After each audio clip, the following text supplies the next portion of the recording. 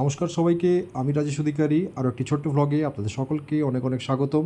আজকে ছুটির দিন, পাড়ার কয়েকটা বাচ্চা এসেছিল গাছে উঠে জামকুল পারবে বলে, তো সেই ঘটনাই আপনাদের সাথে শেয়ার করছি। আরে কচির এই পাশটা ধর, এই কচির এই পাশটা ধর।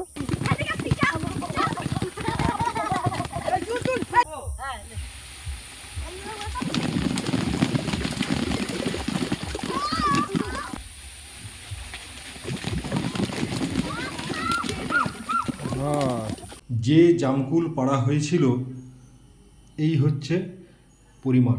আরও ছিল, তবে সেগুলো সব ফেটে গেছে বলে আমি বাদ দিয়েছি।